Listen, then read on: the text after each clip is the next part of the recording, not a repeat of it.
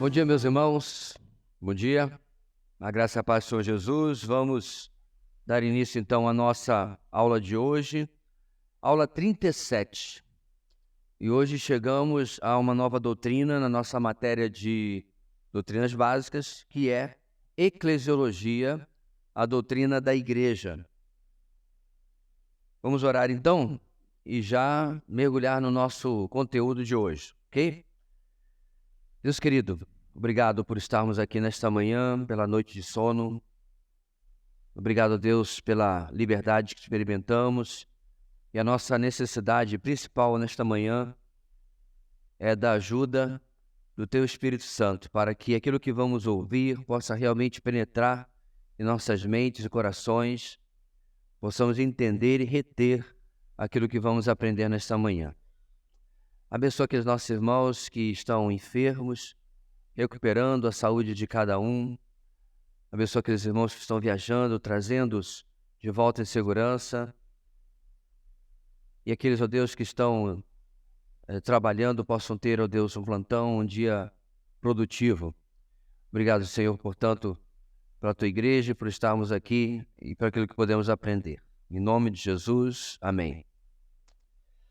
Muito bem, irmãos. No seu material, nós começamos com uma citação de J.H. Merli de Abiney, do livro História da Igreja do 17º século. Porque a igreja não tem outro rei senão Jesus Cristo. Porque a igreja não deve ingerir-se na política do mundo, tirar desta sua própria inspiração, nem apelar para suas espadas, suas prisões, seus tesouros. Porque a igreja vencerá pelas forças espirituais que Deus depositou em seu seio e, acima de tudo, pelo reinado do seu chefe adorável. Porque a igreja não deve contar com tronos terrenos nem triunfos efêmeros, mas que a sua marcha se assemelhe à do rei, da manjedoura para a cruz, da cruz para a coroa. A razão dessa citação inicial, meus irmãos, é porque desde sempre, infelizmente, a igreja se misturou com poder, com autoridade terrena.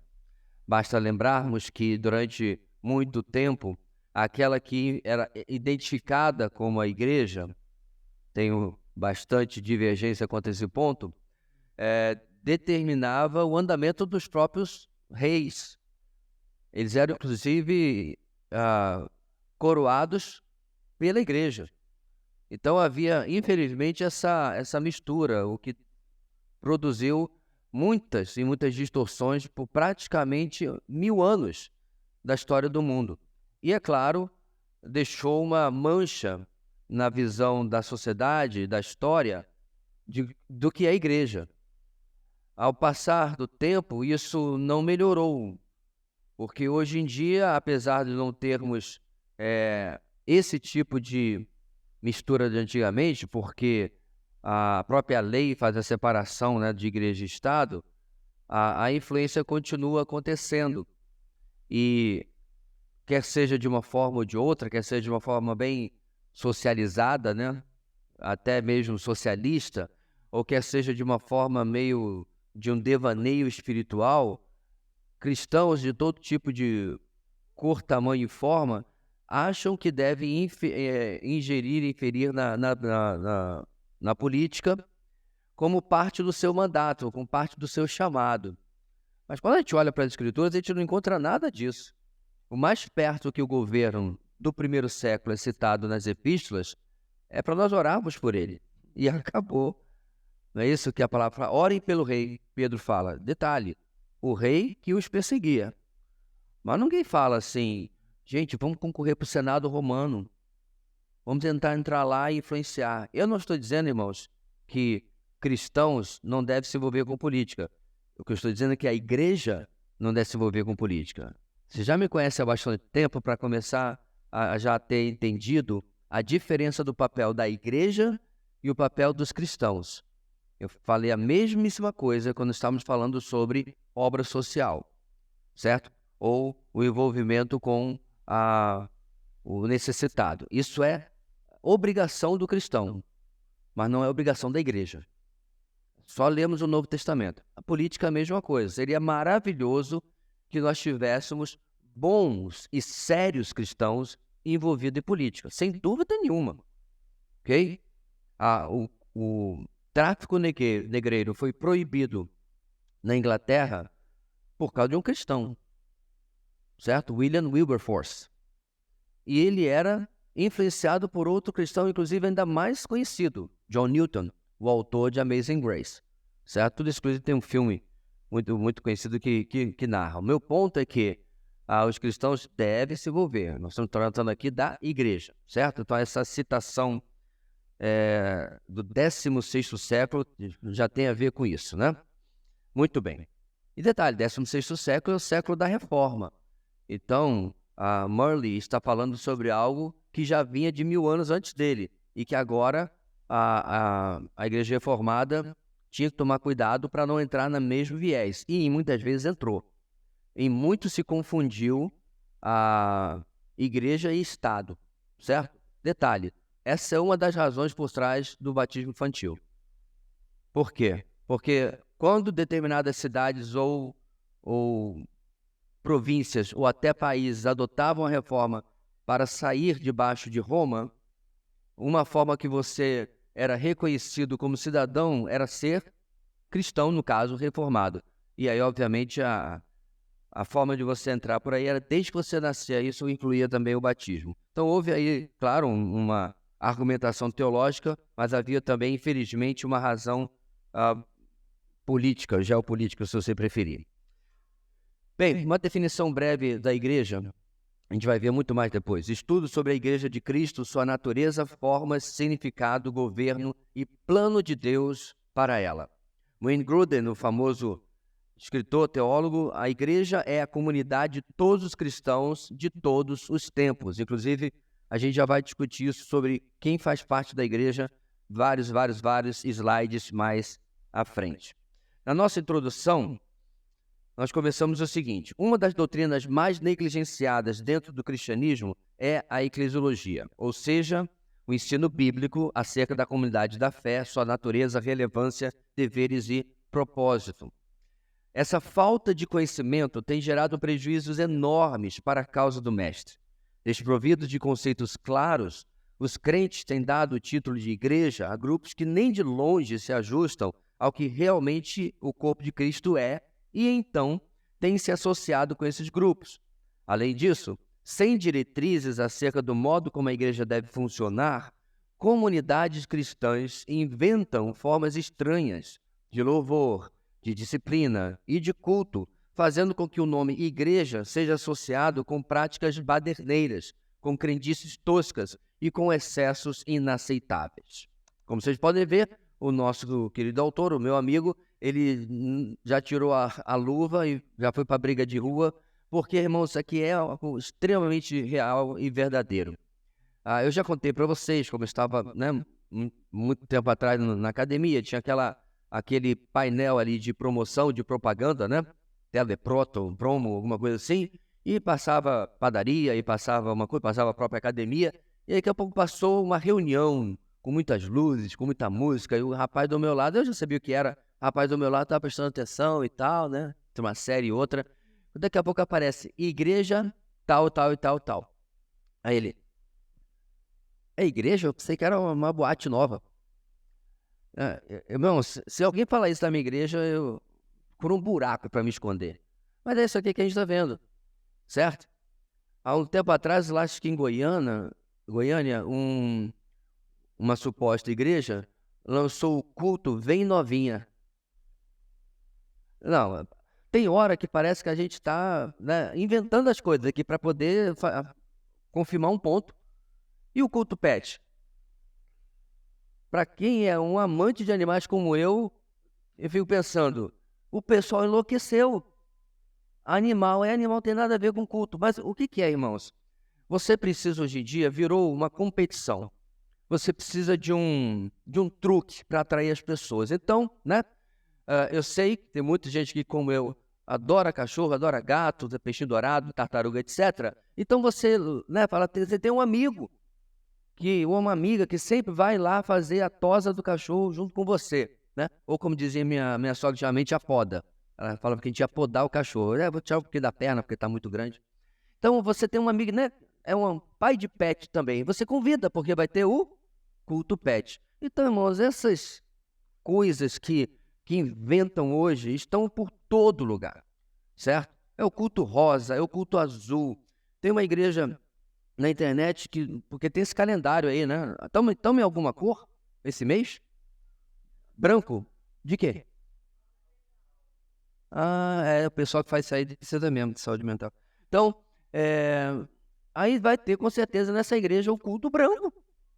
Aí vai ter o culto amarelo, o culto rosa, o culto verde. Eu confesso que eu nem consigo acompanhar com tanta cor que inventam aí, né?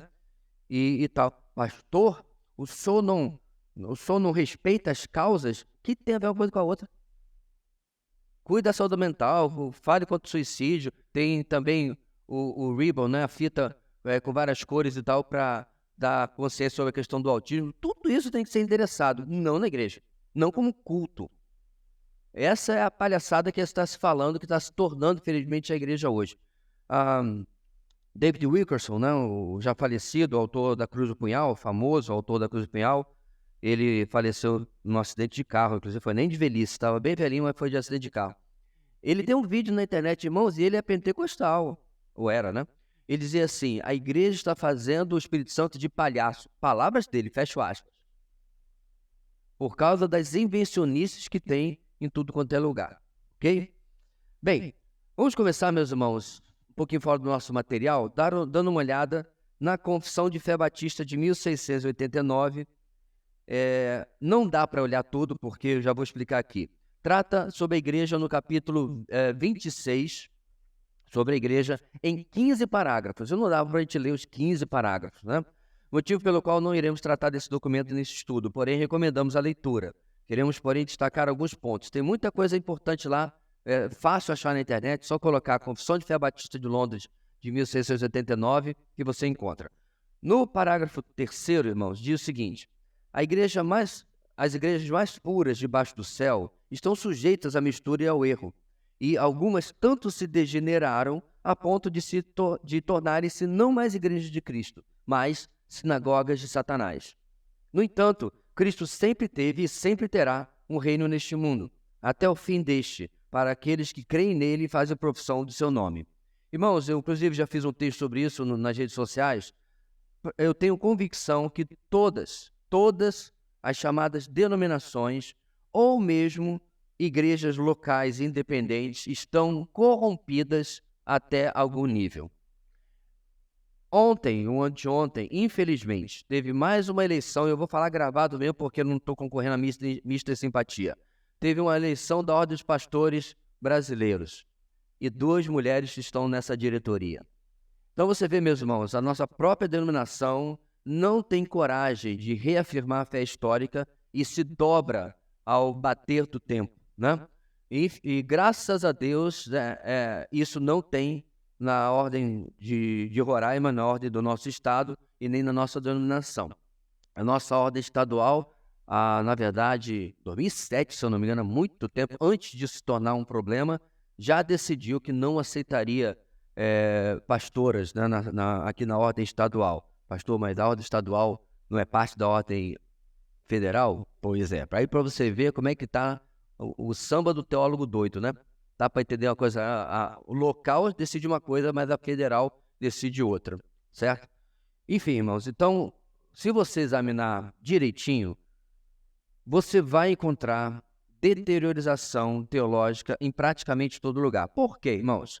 Porque a igreja aqui na Terra, ela não é perfeita. Ela não é blindada de erros, certo? Você vai encontrar igrejas locais onde a doutrina, pelo menos, está sendo preservada de forma correta? Muitas, graças a Deus. Mas, com certeza, essas também vão ter os seus problemas. Podem não ser de ordem doutrinária e teológica, mas vão ter outros problemas, certo? A questão, irmãos, que o nosso terceiro ponto está abordando lá no século XVII, é que algumas já se afastaram tanto da sã doutrina que são, usando o termo que Jesus usa em Apocalipse, sinagogas de Satanás. É isso que Jesus usa, né? O Novo Testamento não está muito aí para o politicamente correto, para o marketing, fala como é. E se uma igreja se afasta da sã doutrina e se tornam um lugar voltado para seus próprios interesses, uma doutrina errada, sinagoga de Satanás. Aí eu coloquei uma mãozinha, tá pequenininha ali, tá dando para ver, tá bom? Já de baixo é uma ressalva importante no 4º parágrafo. Olha lá.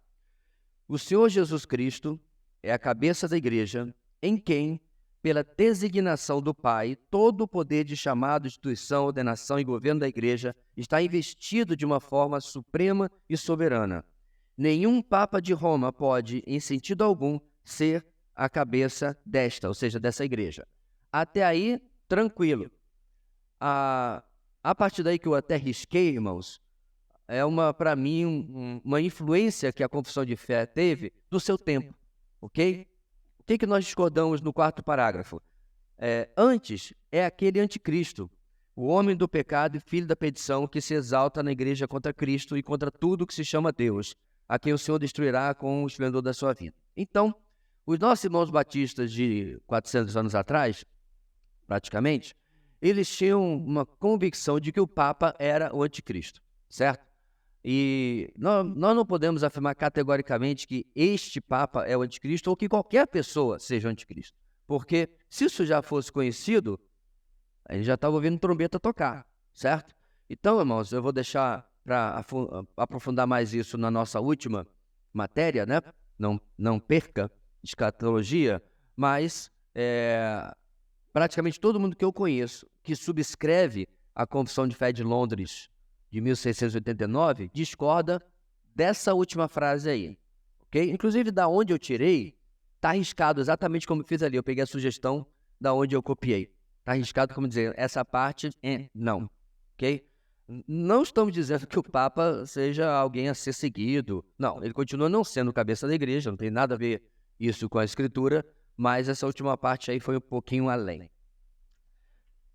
Em segundo lugar, irmãos, Confissão de Fé de New Hampshire, 1833, na qual foi baseada a nossa Confissão de Fé brasileira até a década de 80 passada.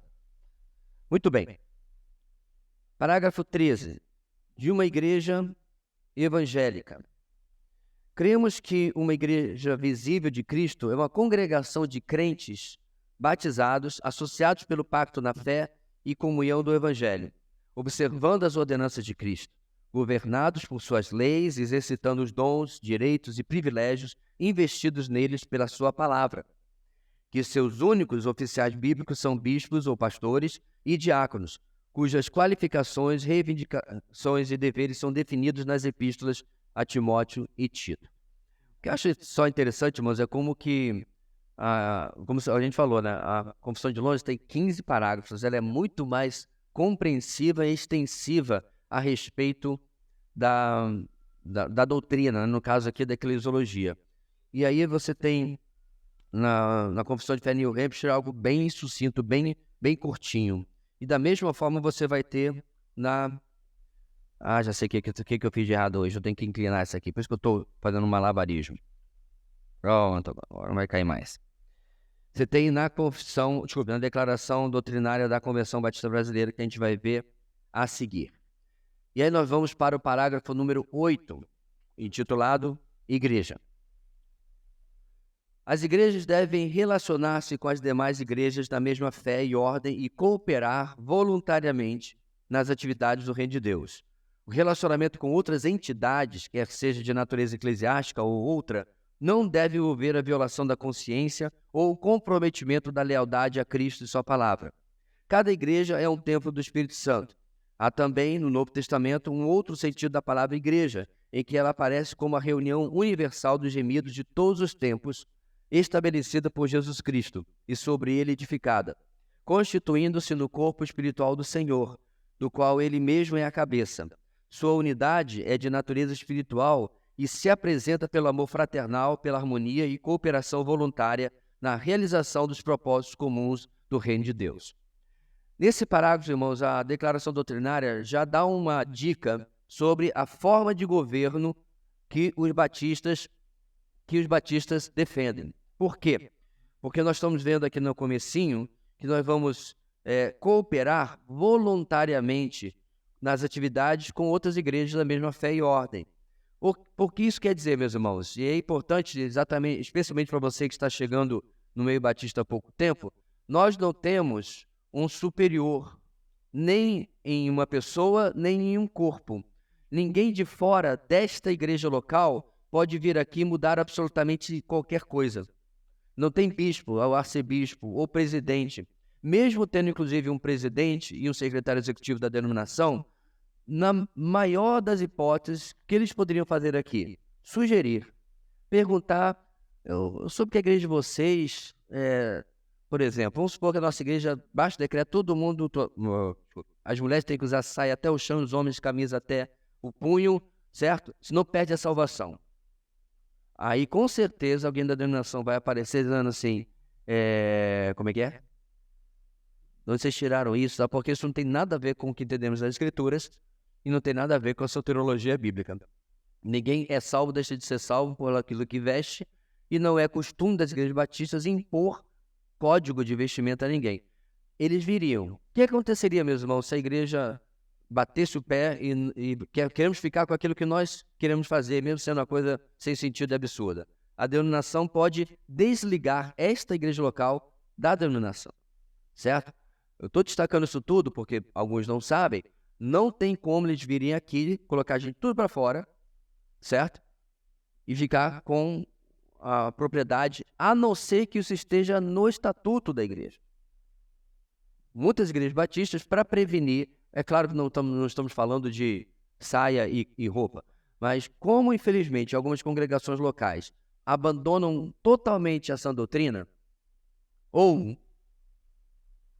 alguns pontos dessa doutrina de identidade batista, algumas dessas igrejas, na verdade eu creio que até a maioria, tem no seu estatuto que, vamos supor que tem só o irmão Sinfrônio aqui que ficou com a doutrina batista. Todos nós nos desviamos, certo? Se o estatuto assim disser, o irmão Sinfrônio fica com tudo que é da igreja como administrador e a gente tem que ir embora. Isso foi feito, meus irmãos, para preservar que a doutrina bíblica não seja trocada por outra e aquilo que foi construída, por exemplo, nós estamos aqui, daqui a alguns meses, há 21 anos, aí vamos supor que daqui a um tempo surge uma geração que distorce tudo aquilo que nós cremos. Para que esse pessoal que chegou, né, agora, já quer sentar na janela, não usufrua daquilo que foi conquistado e construído e edificado em outra base, em outro tipo de crença. Então, nós estamos aqui há 20 e tantos anos crendo conforme cremos. Aí vem o pessoal lá na frente que crê diferente, acaba se transformando em maioria. Pastor, mas como? Se a gente ensina as Escrituras, esse é o problema, meus irmãos. Tem igreja que não ensina direito. Várias e várias igrejas, vou tomar, por exemplo, Manaus, foram tiradas da convenção pelo René Terra Nova. E o movimento, nem sei mais que letra está, se é G12, se é G10, se é G20, inventa cada vez uma coisa aí, ou M alguma coisa, acho que M12 agora, né? Sei lá. Eles, primeiro que foram extremamente estratégicos, eles criaram uma massa de manobra, de maioria, fizeram uma mudança no estatuto, entraram com o advogado, meios extremamente espirituais, como vocês podem perceber. Só que não. E roubaram de igreja da convenção toda a propriedade e colocaram aquela minoria que continuava com a doutrina que cremos, colocaram para fora. Pastor, o senhor deve estar falando de algum conglomerado, alguma coisa do mundo. Isso é igreja? É. Então, irmãos, novamente, igreja local tem diversas situações que a gente tem que tomar muito cuidado para, número 1, não abandonar aquilo que cremos, e número 2, não começar a fazer coisas como o mundo faz. É por isso que a declaração doutrinária desse parágrafo 8 está tratando desses detalhes aí, ok? Então, se você tiver, inclusive, irmãos, alguma dúvida sobre como funciona a denominação, isso não é extremamente importante para a eclesiologia, né? Importante o que a Bíblia fala, mas estamos à disposição para dar maiores esclarecimentos, porque não vai ser, aqui e acolá dar uma pincelada, mas não vai ser o alvo principal do nosso estudo, não. Continuando, irmãos, igreja é uma congregação local de pessoas regeneradas e batizadas após profissão de fé. É nesse sentido que a palavra igreja é empregada no maior número de vezes nos livros do Novo Testamento. Tais congregações são constituídas por livre vontade dessas pessoas com finalidade de prestarem culto a Deus, observarem as ordenanças de Jesus, meditarem nos ensinamentos da Bíblia para edificação mútua e para a propagação do Evangelho. As igrejas neotestamentárias são autônomas, ou seja, independentes. Quase a mesma coisa, mas não é, mas só para título de clarificar.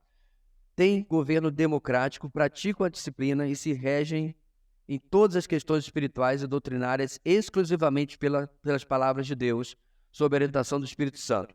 Há nas igrejas, segundo as Escrituras, duas espécies de oficiais, pastores e diáconos. Bem, irmãos, considerações sobre essa última parte. Em primeiro lugar, claro, tecnicamente só é membro da igreja aquele que é batizado, certo? Ali ou em alguma outra igreja, segundo a ordem bíblica e a forma bíblica, né? Então, se a pessoa foi batizada em uma seita mesmo, né? Lá no Testemunho de Jeová.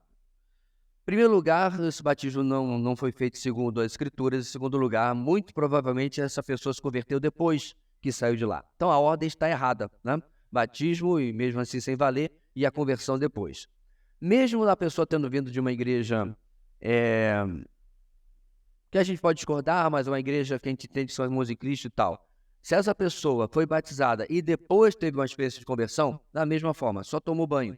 E nós já tivemos vários casos aqui. Pessoas que chegaram à nossa igreja depois de um tempo, disseram, pastor, eu congreguei 10 anos em tal lugar, mas foi aqui que eu me converti, depois que eu entendi de verdade o evangelho. Então, repetindo, irmãos, essa pessoa só tomou banho. O batismo não serve de nada se ele não é uma declaração de fé. Se não houve conversão, não houve fé, certo? Então, obviamente, a ordem tem que ser essa para que essa pessoa possa fazer parte da igreja. Outra consideração, veja como a igreja é definida aqui, um monte de questões bem específicas, mas que podem ser manipuladas. São constituídas por livre vontade dessas pessoas, finalidade, prestar culto a Deus, observar as ordenanças de Jesus, a ceia e o batismo, meditar nos ensinamentos da Bíblia, para edificação mútua, propagação do Evangelho. Aí, o pessoal lê isso aqui, irmãos, e expande o significado. Propagação do Evangelho. Bora comprar uma Kombi e dar sopão para o pessoal da rua. Mas você vai pregar o Evangelho? Não, mas isso é a pregação do Evangelho. Não, não é. Então, eu estou mostrando, meus irmãos, como que é fácil você pegar um texto aqui e dizer, e criar outras situações para que a igreja se ocupe, que não são aquilo que estão aqui. E aí a igreja começa a ter um monte de atividades que não cumpre de verdade o seu fim, o seu objetivo. Só está fazendo isso porque as pessoas estão dando novas interpretações, não é isso? Uma parte aqui sobre a questão dela ser autônoma. Falei independente, mas é verdade que não é a mesma coisa. Independente é independente, está lá sozinha e tal. Autônoma aqui significa que nós temos direito de nos governar, mas nós estamos ligados, e eu vou repetir aqui, a uma denominação, certo? Então, a igreja batista local, a gente não pode fazer absolutamente qualquer coisa se isso estiver de forma em oposição àquilo que a denominação tem feito. Porque nós concordamos em participar dela. Pastor, se a gente quiser sair, sem problema. Faz uma assembleia, alguém propõe, outro apoia, a gente vota, saímos. Sem trauma, sem nada. Faz uma carta e acabou. Certo? A igreja é soberana, irmãos, para decidir isso. É a Assembleia que decide. É a Assembleia que decide quem vai ser a nossa diretoria. É a Assembleia que decide quem vão ser os nossos oficiais, certo? Nosso presbitério. Ok? Então, a Assembleia tem poder para isso. A Assembleia pode decidir qualquer coisa? Aí não. Porque tudo que a Assembleia decidir tem que estar de acordo com as Escrituras. Que inclusive está aqui no nosso texto também, certo? Ela não simplesmente tem poder para decidir qualquer coisa. Então, vamos supor que dá louca não nessa, né? Numa outra assembleia, e ela decide, por exemplo, colocar uma pastora. Então, ela vai vencer pela votação? Pode até ser que sim, porque esse problema começou bem antes, né? Com falta de ensino bíblico. Mas ela não deveria estar decidindo isso porque é contrário às Escrituras. Mais uma coisa, meus irmãos. A declaração doutrinária da nossa convenção, está a data ali, 1988, certo? Ela é até novinha, né? Ela é fruto do seu tempo. E você repara que lá no finalzinho, na última linha, está destacando como os oficiais da igreja apenas pastores e diáconos, certo? Bem, em primeiro lugar, a Bíblia dá a essa posição de pastor diversos termos no Novo Testamento. Então a gente também vai cobrir isso, vou só pincelar aqui. Quando você vê falar sobre bispos, quando você vê falar sobre anciãos, quando você vê falar sobre pastores, é tudo a mesma coisa. Quando você vê falar sobre anciãos, estou falando sobre presbíteros, certo? Historicamente, e durante muito tempo, a Igreja Batista, como nós, da mesma denominação nos Estados Unidos, tinha uma liderança pluralizada. Ou seja, um grupo de X homens, 3, 4, 5, 10, dependendo do tamanho da igreja, que lideravam a igreja, auxiliando o pastor. O que eu entendi da história, meus irmãos, acompanhando alguns livros, é que a Convenção Batista dos Estados Unidos passou, em uma época, por uma expansão muito grande. Vamos, se você quiser chamar, um tipo de avivamento, muitas conversões, muitas congregações sendo abertas. E diante disso, vamos supor que acontecesse conosco aqui, tá? Então, a gente está explodindo de gente e a gente começa, olha, não está dando, né? Não dá para construir mais um prédio e assim por diante, vamos fazer uma congregação. Aí a gente pega o pessoal que mora ali no Paraviana e tal e manda o presbítero Bruno para cuidar daquela congregação. Aí pega o pessoal que mora ali mais perto, né, da Carlos Pereira de Melo e tal, e manda ali o presbítero Rendo para cuidar dessa congregação. Aí vai, aí o pastor civil, sozinho na igreja mãe. As igrejas, congregação, cresceram, se transformaram em igrejas autônomas também, deixaram de ser congregação, e com o passar do tempo, irmãos, pararam de repor os presbíteros que foram enviados para cuidar dessas igrejas. Esse foi o caminhar histórico do que aconteceu. E aí, quando a denominação chega no Brasil, esse estado já está consolidado. Então é interessante porque quando as pessoas ouvem que a nossa igreja tem presbíteros, o que você acha que elas perguntam? Vocês são presbiterianos? Primeiro, porque não conhecemos a nossa própria história, né? E segundo, porque se for assim, a gente vai perguntar para as outras igrejas: vocês não batizam não? Porque batistas somos nós. Então, se o termo significa exclusividade de alguma coisa, então, né, cada igreja vai ter o seu nome exclusivo e só eles fazem aquilo, né? Obviamente não faz nenhum sentido isso. O meu ponto é que nós simplesmente, há bastantes anos atrás, nem lembro exatamente, foi em 2008, na verdade, nós começamos a voltar para o modelo original da Igreja Batista, certo? E a título de não confundir a cabeça das pessoas, nós mantivemos esses oficiais que são eleitos pela igreja com o nome de presbítero, inclusive nem usamos no começo, para também não entrar a 100 por hora, né, na mudança. Fomos introduzindo paulatinamente ao longo dos anos, né? Inclusive falamos em presbitério, mas geralmente chamamos de equipe ministerial. Então essa é a razão porque a sua igreja local funciona desta maneira, porque historicamente e biblicamente, melhor dizendo, mais importante que isso, a igreja era regida por um grupo, por um colegiado, certo? E isso é coisa que a gente vai provar biblicamente mais à frente quando estivermos tratando desse assunto. Muito bem. Significado de igreja. Eu vou só ler essa primeira parte, meus irmãos, e o quadrado fica aí, quase um quadrado, com as pontas arredondadas, para depois do nosso intervalo. A palavra igreja vem do termo grego eclesia, literalmente chamados para fora, que significa assembleia. Juntando esse sentido básico com outras informações dadas pelo Novo Testamento, é possível definir igreja da seguinte forma. Então vamos ler e a gente vê os versículos na volta. A igreja é a comunidade dos crentes em Cristo, comprada, fundada, protegida, edificada e dirigida por Ele. Ela se reúne para cultuar o Deus Trino, sustentar com firmeza a verdade revelada, observar as ordenanças do Senhor, batismo e ceia, nutrir uma amorosa, edificante e pura comunhão entre os irmãos e proclamar a salvação ao mundo. Tudo com o propósito final de promover a glória de Deus. Suas marcas essenciais são unidade, santidade, catolicidade, Suas doutrinas essenciais devem estar de acordo com o ensino das igrejas verdadeiras espalhadas por todo o mundo. E apostolicidade, suas bases teológicas, éticas e funcionais, devem se harmonizar com o ensino apostólico expresso no Novo Testamento. Daqui a 5 minutos a gente volta e vamos ver com mais detalhes essa definição, ok? Vamos lá, irmãos. Ok, meus irmãos, retomando aqui no nosso quadro, vamos ver as nossas referências bíblicas, é claro, né? A igreja é a comunidade dos crentes em Cristo. Efésios 1, versículo 1.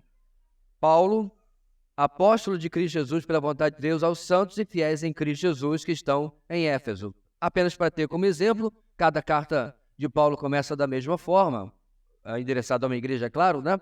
Mostrando que as igrejas eram identificadas pela cidade onde eles estavam. É óbvio, meus irmãos, que nós estamos falando em um contexto bem primitivo, bem inicial, e hoje é virtualmente impossível você fazer a mesma coisa, porque dezenas, centenas de milhares de crentes em determinada cidade, então tratar todo mundo numa mesma congregação ficaria bem difícil, mas está aí. Aí falando se ela foi comprada, fundada e tal por Cristo. Mateus 16, 18. E eu lhe digo que você é Pedro, e sobre esta pedra edificaria a minha igreja, e as portas do Hades não poderão vencê-la. Cristo é que de fato edifica a sua igreja. Nós somos seus cooperadores, mas não somos nós que edificamos literalmente a igreja. Atos 20, 28. Cuidem de vocês mesmos e de todo o rebanho sobre o qual o Espírito Santo os colocou como bispos, ou seja, pastores, presbíteros, para pastorearem a igreja de Deus, que ele comprou com o seu próprio sangue. Então, Paulo, nessa despedida que ele fez dos presbíteros, dos anciãos de Éfeso, né? Ele estava indo prisioneiro para Roma, encontra com esses presbíteros e, no entendimento de todos, Paulo estava indo para a sua morte. Não foi exatamente isso aqui que aconteceu, ele ainda teria uma outra prisão depois. Mas aí ele faz essa recomendação, digamos assim, como se fosse um homem indo para a morte. Nunca mais vou ver vocês, estou preocupado com a igreja de vocês. Então, diz, cuidem de vocês mesmos e de todo o rebanho. Colocando, irmãos, os oficiais da igreja, particularmente aí, os anciãos, presbíteros, pastores, encarregados do rebanho local, né, do rebanho daquela igreja local. Ela se reúne para cultuar o Deus Trino, Atos 13, 1 e 2. Na igreja de Antioquia havia profetas e mestres, Barnabé, Simeão, chamado Níger, Lúcio de Cirene, Manaém, que fora criado com Herodes, o tetrarca, e Saulo. Enquanto adoravam ao Senhor e jejuavam, disse o Espírito Santo, separem-me Barnabé e Saulo para a obra que os tenho chamado. Mas à frente sustentar com firmeza a verdade revelada, 1 Timóteo 3,15. Mas se eu demorar, saiba como as pessoas devem comportar-se na casa de Deus, que é a igreja do Deus vivo, coluna e fundamento da verdade. Paulo não estava se referindo, irmãos, a prédio, estava se referindo às pessoas. E que essas pessoas, cada igreja local, é coluna e fundamento da verdade. Ou seja, é o que sustenta e é o que fundamenta, que baseia onde a verdade está fundada para poder ficar em pé. O que significa, meus irmãos? Por que a teologia liberal, tudo isso que a gente viu todos esses meses, né? A corrupção da doutrina da teologia, por que ela acontece? Quando a igreja não cumpre esse papel. Então, quando você vê uma igreja que entra ano, sai ano, você não tem uma EBD como esta, por exemplo, onde a nossa fé é relembrada e reafirmada, você vai passar, certo? Então, está aqui, o Sinfrônio Júnior, está aqui, filho do Sinfrônio. O Sinfrônio já viu essa matéria. Aí o pessoal pensa, não precisa mais, já demos isso daí. Só que o Sinfrônio Júnior está com 6 anos. Daqui a pouco ele está com 14 anos. Daqui a pouco ele está com 18, 20 anos, está indo para a universidade. Daqui a pouco ele está fora da igreja. Sabe por quê, meus irmãos? Porque uma enorme parte dos cristãos hoje, se você pedir para ele o seguinte, mostre para mim, ou explique para mim, a justificação pela fé.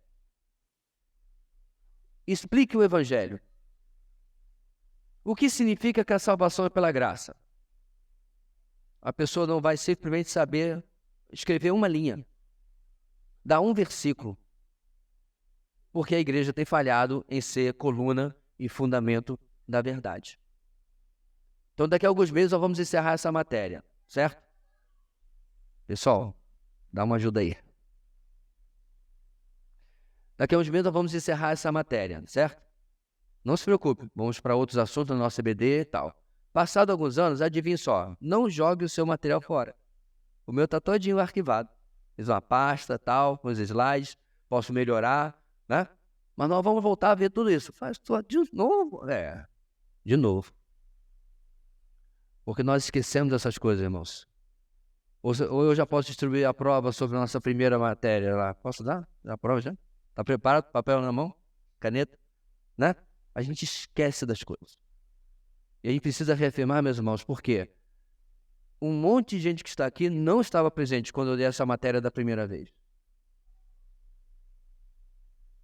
A gente vai simplesmente achar que o pessoal aprende a doutrina por osmose, encostando o ombro no outro, aí apartando. Não acontece assim. Maravilhoso seria, irmão, se todo cristão, logo no início da sua conversão, se desse ao trabalho de ler uma boa teologia sistemática, de se aprofundar, mas infelizmente não acontece assim. Para isso que estamos aqui na nossa EBD, para que a igreja continue sustentando a verdade. Nutrir uma amorosa e edificante e pura comunhão entre os irmãos. Atos 2, tão conhecido o texto, né? Eles se dedicavam ao ensino dos apóstolos e à comunhão, a partir do pão e as orações. Todos estavam cheios de temor e muitas maravilhas e sinais eram feitos pelos apóstolos. Todos os que criam mantinham-se unidos e tinham tudo em comum. Vendendo suas propriedades e bens, distribuíam a cada um conforme a sua necessidade. Todos os dias continuavam a reunir-se no pátio do templo, partiam pão em suas casas e juntos participavam das refeições, com alegria e sinceridade de coração, louvando a Deus e tendo a simpatia de todo o povo. E o Senhor lhes acrescentava todos os dias os que iam sendo salvos. Irmãos, aconselho você a pegar nossa série em Atos e visitar esse texto, porque eu não tenho condição de pregar aqui e falar tudo que esse texto está falando, mas isso aqui é uma preciosidade sobre a eclesiologia. Mostra a simplicidade da igreja. Não tinha coisas complicadas.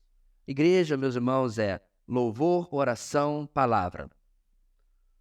Você inclui comunhão para que isso aqui aconteça, mas não sai muito disso daí. Então, se alguns dos nossos jovens rapazes aqui estão pensando, orando sobre o ministério pastoral, simplifique.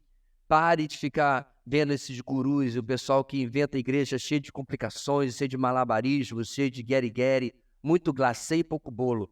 Igreja é isso aqui.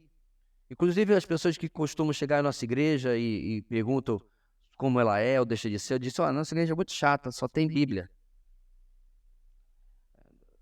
Que a igreja de onde essa pessoa veio, às vezes tem isso e aquilo, tem Halloween. Né? Tem a igreja lá no Rio agora que está tendo curso de dança de salão. Olha que maravilha.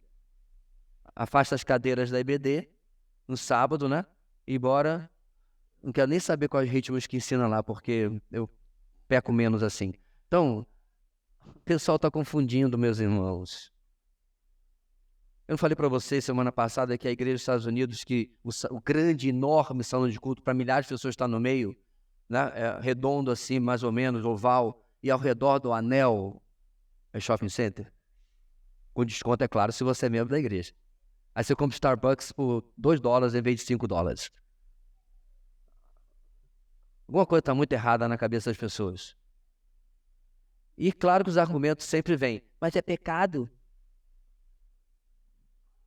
O problema, meus irmãos, esse é o grande pulo do gato. Na nossa vida em geral, talvez você esteja muito orgulhoso, você não está adulterando, você não está, né, desviando dinheiro da Petrobras, né? Você se acha uma pessoa muito justa. Irmãos, essas coisas escabrosas raramente estão nas nossas vidas. Às vezes acontece, é verdade, infelizmente, mas raramente estão. O problema de uma igreja local não são grandes e escandalosos pecados.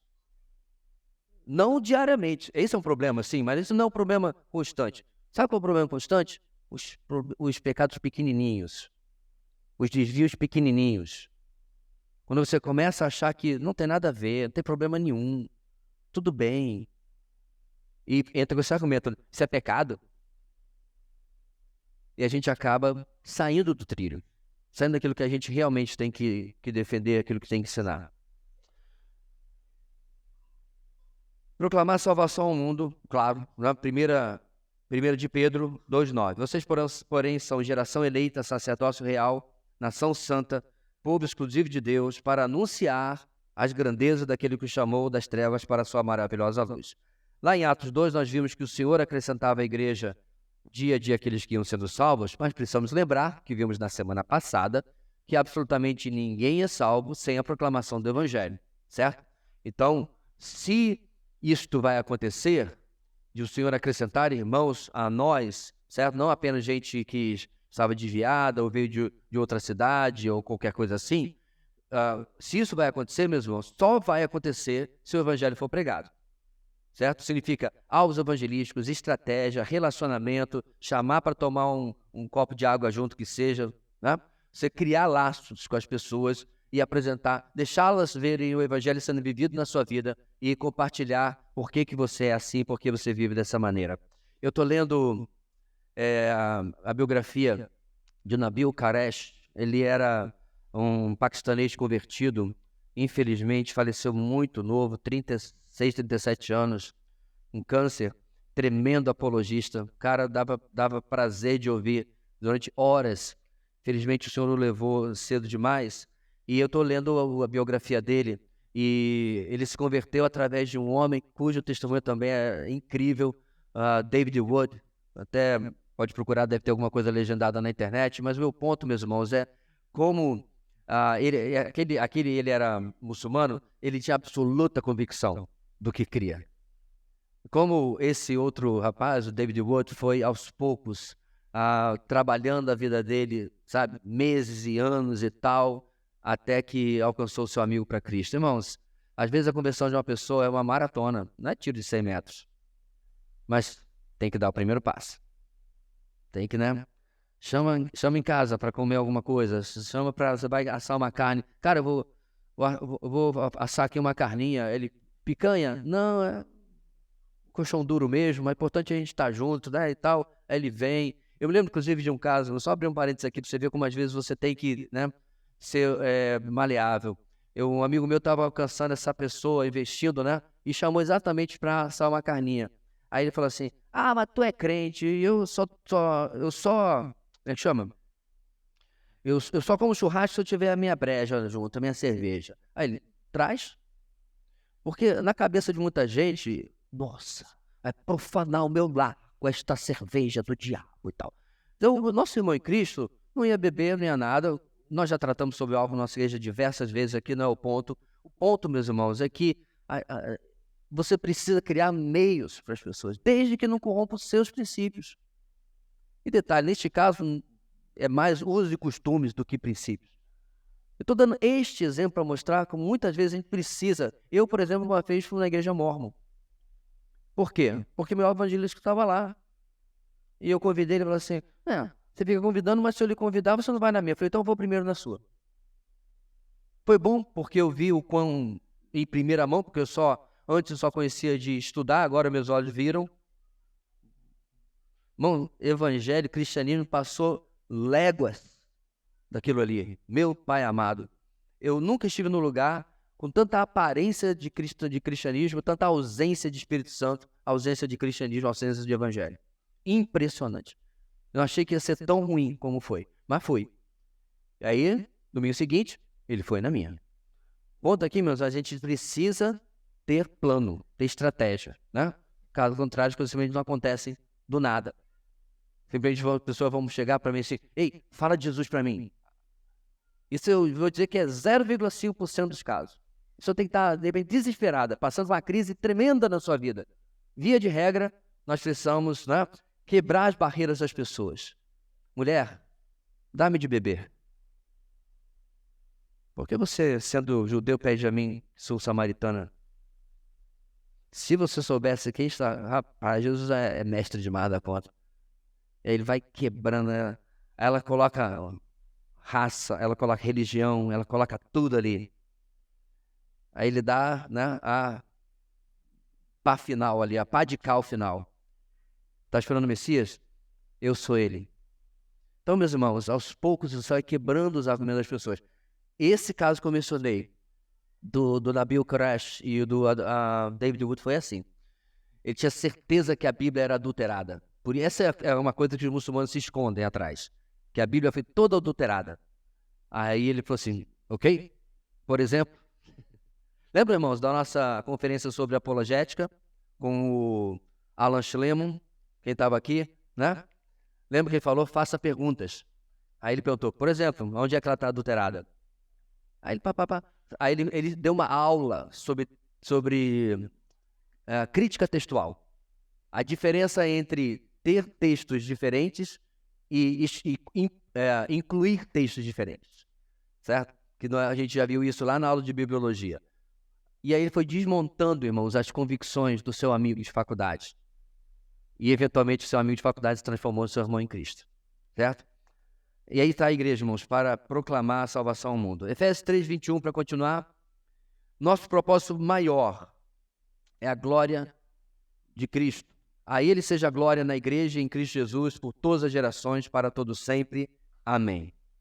Eu quero destacar uma coisa, irmãos, a respeito da palavra que está bem ali no finalzinho, quase no finalzinho, catolicidade, ok? Já falamos sobre isso, mas eu quero repetir. Não tem absolutamente nada a ver com a igreja de Roma, tá? A palavra católica significa universal.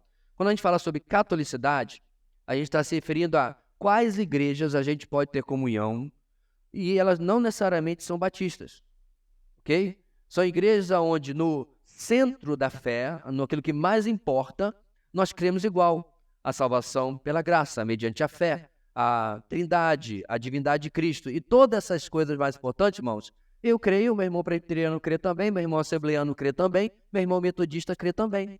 Certo? Então, há muitas igrejas que, inclusive nos nossos cursos de pregar a palavra e tal, eles estão participando tranquilamente. Porque onde estão as nossas diferenças? Um acredita que a igreja local tem que ser governada por um corpo maior, como, por exemplo, os presbiterianos. A Assembleia de Deus, uma igreja maior, dona, vamos chamar assim, das igrejas menores, como essa aqui, é dona de todas as congregações deles no estado, ok? Então, beleza, o tipo de governo é diferente. A forma de batismo difere. Mas essas são questões, irmãos, periféricas. Não são as questões centrais da fé. E a catolicidade vai falar exatamente como a gente pode estar de acordo com as igrejas, o ensino das igrejas verdadeiras espalhadas por todo o mundo. Ok? Muito bem. A igreja, para efeito de estudo, pode ser definida em termos de organismo e organização. Como organismo, a igreja é o corpo místico de Cristo, do qual ele é a cabeça, e os crentes são os membros. Na qualidade de organização, a então igreja local é um grupo de crentes reunidos com os propósitos mencionados na definição que vimos no slide anterior. Então, 1 Coríntios 12, 13 a 15, ou 12, 13 diz, ora, assim como o corpo é uma unidade, embora tenha muitos membros, e todos os membros, mesmo sendo muitos, formam um só corpo, assim também com respeito a Cristo. Pois em um só corpo todos nós fomos batizados em um único Espírito, quer judeus, quer gregos, quer escravos, quer livres, e a todos nós foi dado beber de um único Espírito. Então, meus irmãos, a igreja, corpo de Cristo, organismo, ela não está limitada nem a uma igreja local, muito menos a uma denominação, a qual, inclusive, nem existe nas Escrituras, ok? Ela é o conjunto de crentes do mundo inteiro. Em 2004, naquele curso que eu fiz da Haggai lá em Singapura, nós tínhamos irmãos das mais diversas denominações, né? E é claro, nós tínhamos ali um cuidado para não ferir a sensibilidade de um e de outro, tinha denominações com alguns usos e costumes maiores, fora a questão cultural, né? Já contei para os irmãos como num dia de pausa, né, de folga, nós estávamos indo no aquário de Singapura, que é absolutamente deslumbrante, e eu estava no ônibus e o carioca vai e coloca o pé para cima. E aí um irmão indiano pegou meu pé e disse, abaixa, abaixa. Aí eu perguntei, o que foi? Porque mostrar a sola do pé para um outro é ofensa na cultura deles. E aí ele amorosamente me instruiu, então tinha que ter todo esse cuidado. Mas estávamos ali, irmãos, né? Uma alegria de estudar a palavra, de conhecer mais, de aprender. Então, essa catolicidade, que é o termo aqui desse organismo, vai valer exatamente para os membros do corpo de Cristo. E aí ele vai falar de organização. Isso é o que está na Bíblia. Você não tem como divergir as duas coisas. Eu fico surpreso que outro dia alguém discutiu comigo que não tinha esse sentido nas Escrituras. Claro que tem. você precisa entender quando Paulo está falando como uma igreja local, ou Pedro, quem quer que seja, ou quando eles estão se referindo à igreja como um todo, em todos os lugares e em todos os tempos, ok? Um adendo, meus irmãos. Esses são significados bíblicos, ok? Fora desses significados bíblicos, com o tempo, o vocábulo igreja também passou a designar os prédios onde os cristãos se reúnem. Mais adiante, com o surgimento das diversas denominações, tais também foram designadas como igreja. Vale ressaltar que isso se trata unicamente de uma evolução linguística e cultural, e não de uma mudança doutrinária. Vocês estão entendendo o que eu estou falando ali, meus irmãos? Biblicamente, só temos 2 significados de igreja. Igreja local e a igreja universal, certo? O corpo de Cristo. Estamos de acordo? Todo mundo junto? Beleza. Com o passar do tempo, irmãos, especialmente depois da assinatura do edito de... Fugiu o nome agora. De Constantino, autorizando a liberdade religiosa em todo o Império Romano, a partir daí, cristãos começaram a construir lugares para se reunir. Na verdade, alguns já tinham construído antes, de forma meio clandestina, certo? Lugares mais remotos do Império, tem escavações que encontram igrejas no 2º século e tal. Viu? Acabei de usar o termo como igreja. Eu, particularmente, eu não gosto de chamar isso aqui de igreja. Exatamente para não confundir, porque eu fui criado numa geração, irmãos, que sacralizava demais o prédio. Lembra da história que eu contei para vocês? Eu era presidente dos adolescentes do nosso bairro inteiro. É bem pequenininho, só 500 mil habitantes no Rio de Janeiro. É presidente lá dos adolescentes e íamos fazer uma peça num congresso. E aí, cá estava o púlpito. Aí eu estava de um lado, um amigo do outro, íamos tirar o púlpito, colocar lá atrás, né? Porque ia fazer a peça. Lá vem correndo o irmão para parecia que ia tirar o pai da forca. O mundo ia acabar. Por quê? Porque eu estava mexendo no santo púlpito, tirando do lugar. Aí ele explicou que não podia e tal, que era o lugar da pregação da palavra. Que é o lugar da pregação da palavra, ele está certo. Mas exagerar no valor de um simples móvel de madeira, complicado. Resultado, cobrimos com pano preto, pedi a nossas amigas, as irmãs do grupo, da diretoria, fazer umas folhas de papel crepom, virou um arbusto. Tivemos que incluir um arbusto na peça para não mover o púlpito do lugar. E aqui vocês sabem muito bem, meus irmãos, que a gente não tem esse tipo de pensamento. Esse púlpito já foi para lá, já foi para cá, já foi lá para dentro. Acho que já foi até para outros lugares, eu não lembro. O ponto, meus irmãos, é que isso aqui é só um prédio. Eu não lembro exatamente, porque eu passava muito pouco aqui, mas me disseram que antes da gente foi uma igreja metodista. E antes da igreja metodista foi um armazém, né, de secos e molhados, uma coisa assim. Lembra de secos e molhados? Como se falava antigamente. Então, é uma loja, só uma loja. Ah, pastor, é verdade. Templo vai ser quando a gente construir. Não, não vai ser.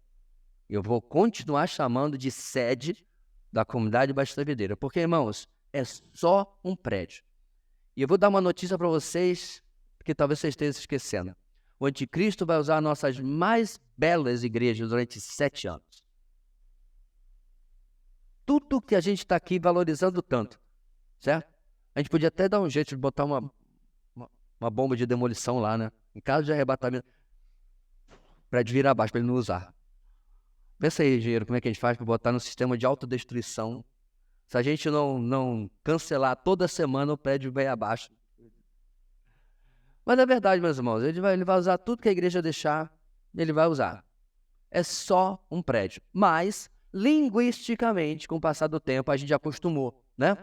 A igreja tal, a igreja da Sé, a igreja da praça tal, né? Geralmente o pessoal não pergunta aonde fica a sua igreja. O pessoal está perguntando do prédio. E, em segundo lugar, como eu falei ali, também nos acostumamos a chamar a nossa agremiação denominacional de igreja, no caso batista, de igreja presbiteriana, de igreja metodista e assim por diante. Ok? Só que essas duas últimas não são definições bíblicas, nem faz parte da doutrina, como eu bem coloquei ali. Seguindo adiante, meus irmãos, no seu material, 4 ressalvas. Primeiro, a igreja bíblica não tem um prédio ou um salão que possa ser chamado de templo ou que deva ser considerado lugar sagrado, o que eu acabei de falar. Vamos ver, meus irmãos, pelo menos 3 aí desses versículos. Atos 20, 20. Você sabe que não deixei de pregar-lhes nada que fosse proveitoso, mas ensinei-lhes tudo publicamente e de casa em casa. Então, no primeiro século, é óbvio, a igreja não tinha como alugar ou construir um prédio, e aí elas se reuniam nas casas. Geralmente, pessoas mais abastadas, que tinham casas grandes ou com pátios grandes, assim, quintais, reuniam a igreja ali. Agora, quando ela tinha centenas e centenas de pessoas, é muito provável que era impossível. Então, basicamente, a igreja do primeiro século era uma igreja que se reunia nas casas. Pastor, então estamos fora do modelo, tem que voltar para o Novo Testamento, é a igreja em célula que está certo. Não. Porque, meus irmãos, eles faziam isso porque não tinha alternativa, certo? Não tem como. Se você se expusesse dessa maneira, você era preso, em grande parte. Então, não tinha uma alternativa. À medida, imediatamente, quando Constantino assina a liberdade religiosa em todo o império, para todas as religiões, vale ressaltar, ele não liberou só o cristianismo, ok? A igreja rapidamente começou a procurar lugares para se criar, né, um lugar único para reunião.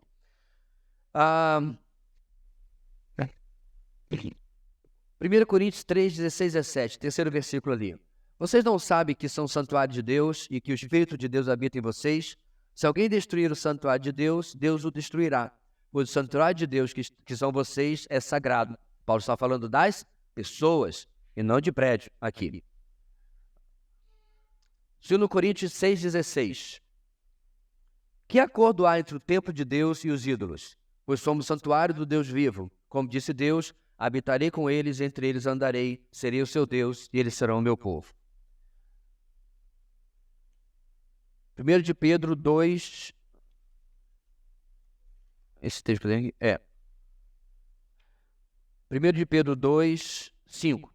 Vocês também estão sendo utilizados como pedras vivas na edificação de uma casa espiritual para serem sacerdócio santo, oferecendo sacrifícios espirituais aceitáveis a Deus por meio de Jesus Cristo. Então vamos lá, meus irmãos, só para dar uma pincelada maior sobre essa questão, porque eu acho um absurdo um crente, pelo menos que tem alguns anos de igreja, cair na lábia de desigrejado, certo? E vira e mexe você vê, cadê o irmão fulano? Ele tá lá no grupo tal. Qual grupo? Não tem nome, não tem pastor, não tem prédio, porque eles são o verdadeiro grupo cristão e blá, blá, blá, blá, blá, blá. Se você é novo convertido, até se entende, mas você nunca vai poder dizer que passou para esta igreja e não ouviu. Qual é o argumento que o desigrejado faz? Ele literalmente, desigrejado raiz, né? Diz que isso aqui é uma abominação, uma heresia, isso aqui é um sistema religioso, você não pode ter isso aqui. E eles vão te perguntar, onde na Bíblia diz para construir igreja? Então, meus irmãos, é óbvio que na Bíblia não diz para construir igreja, construir prédio, certo?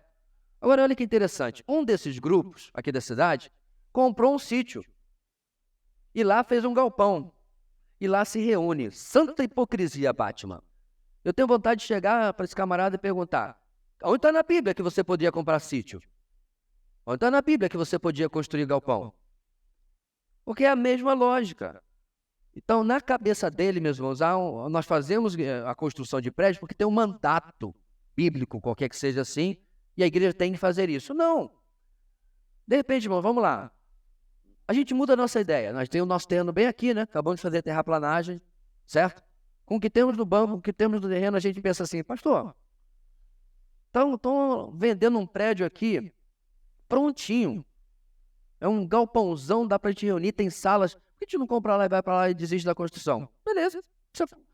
Construir, meus irmãos, é que nem eu digo, pastor não foi engenheiro na outra reencarnação, não. Tem que construir, não. Tem uns pastores que gostam muito disso. Eu preferia, meus irmãos, a gente não botar um tijolo de pé. Você tem ideia do nível de dor de cabeça que a gente tem preparado nos próximos anos? Quem já fez um banheirinho? Não é verdade? Dor de cabeça com pedreiro, com mestre de obra, com engenheiro, com arquiteto. Quem lida com obra não é? Então, se a gente pudesse ser uma alternativa, eu estou dentro, se atendesse a gente. Ponto, meus irmãos, é que a gente não tem que fazer nada. É uma ajuda ao nosso trabalho, é uma adequação plausível ao nosso trabalho, certo? Mas esse povo vive nas redes sociais perturbando e a cantilena é sempre a mesma, né? Sistema religioso, sistema religioso, sistema... Parece um papagaio, quando você não tem argumento, você repete a mesma coisa 300 vezes para ver se cola, né? Então, meu irmão, minha irmã, se você tiver alguma dúvida, né, alguma minhoca que colocaram na sua cabeça, nas redes sociais, seu amigo de trabalho, porque uma característica do desigrejado, irmãos, pelo menos na minha experiência, ele evangeliza quase nada. Ele é o pescador de aquário por excelência. Ele vai atrás do pessoal da sua antiga igreja e fica botando essas minhocas, essas dúvidas, certo? Quando a pessoa não é preparada, ela cai nisso daí, certo? Eu tive um irmão de uma igreja batista aqui, uns anos atrás, que ele ficou convencido que tinha que chamar Jesus pelo nome bíblico. Eu falei, beleza, escreve para mim aí. Aí ele começou, não, em hebraico. Não, pastor, em hebraico. Não em letra latina, porque na época de Jesus não tinha Y. Escreve em hebraico. Deixa de ser herege e escreve em hebraico.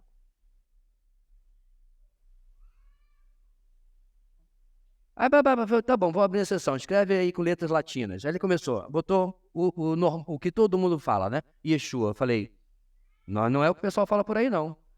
Porque até entre eles, meus irmãos, tem um que fala Yeshua, outro fala Yehoshua, Yehoshua. Nem eles entendem quem é exatamente o nome bíblico de Jesus, certo?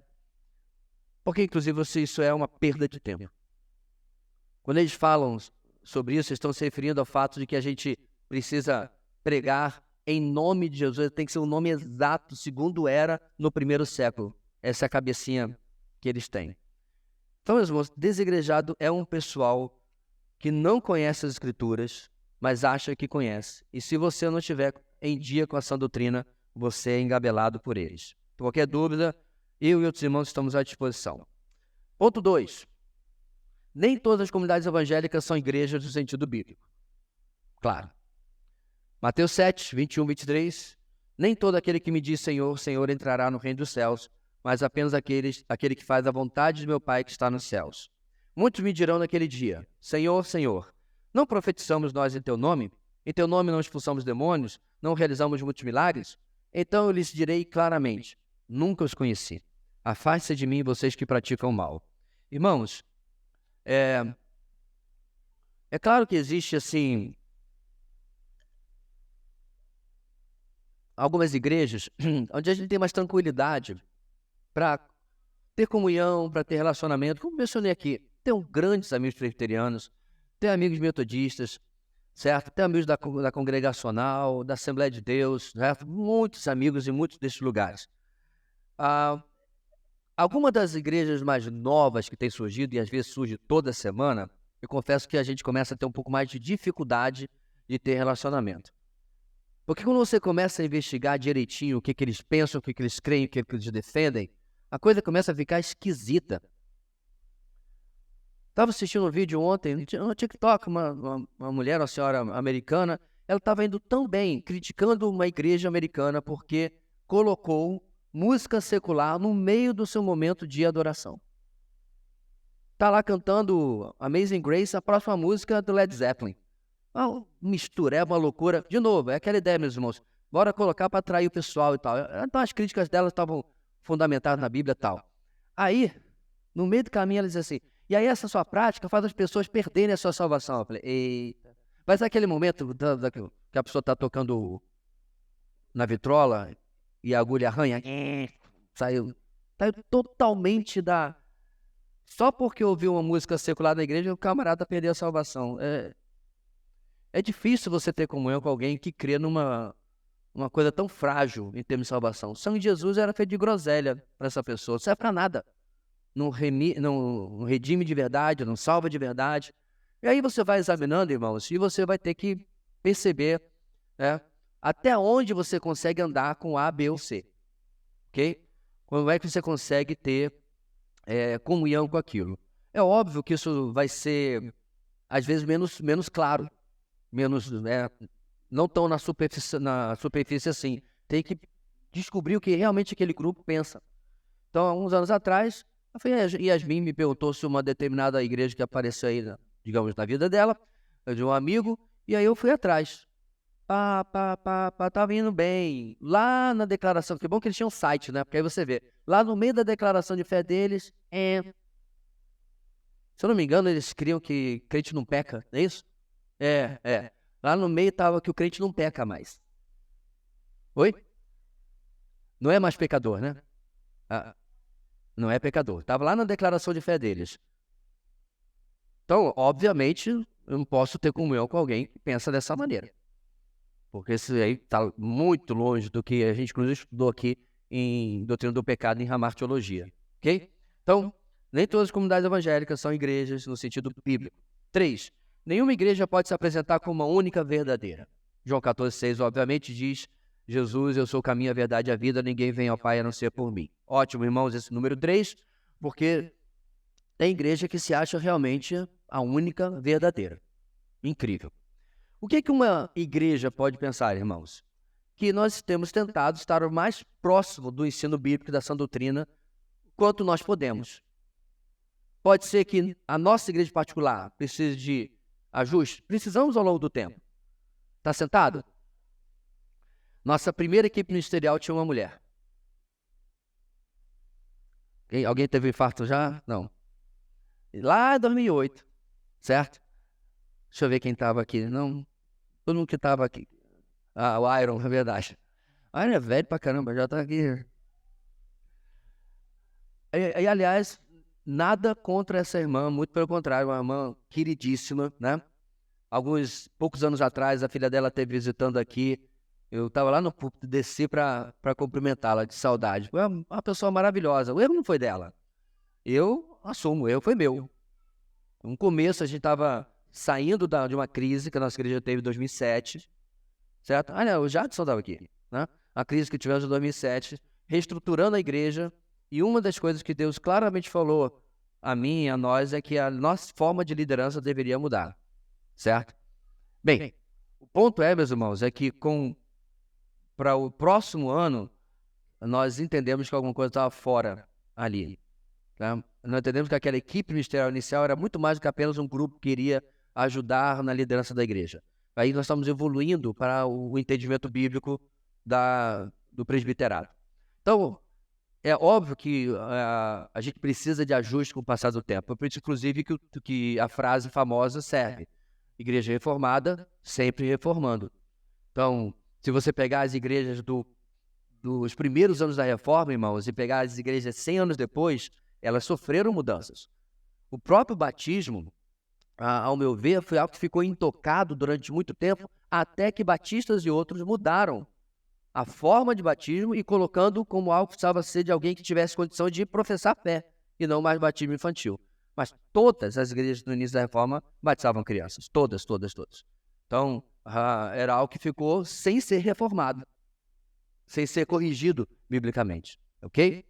Mas firma o ponto: nenhuma igreja pode se apresentar como a única verdadeira. 4. Nenhuma igreja pode se apresentar como a melhor entre todas as demais. Apocalipse 3,17. Você diz: estou rico, adquiri riquezas, não preciso de nada. Não reconhece, porém, que é miserável, digno de compaixão, pobre, cego e está nu. Aqui o perigo, meus irmãos, é Deus nos abençoar, ou Deus abençoar uma determinada igreja com bom ensino, com boa doutrina, com uma boa visão eclesiológica, tudo mais, está tudo funcionando e tal, e a gente, rapaz, olha só, né? Como a gente diz no popular, no dia a dia, né? Subir para a cabeça. Então, na verdade, irmãos, quando uma igreja é alvo da graça de Deus, isso deveria ser motivo de humilhação e não de exaltação. Aliás, quando todo ser humano é alvo da graça de Deus. Então, se você tem tido recursos materiais ou espirituais na sua vida, graças a Deus.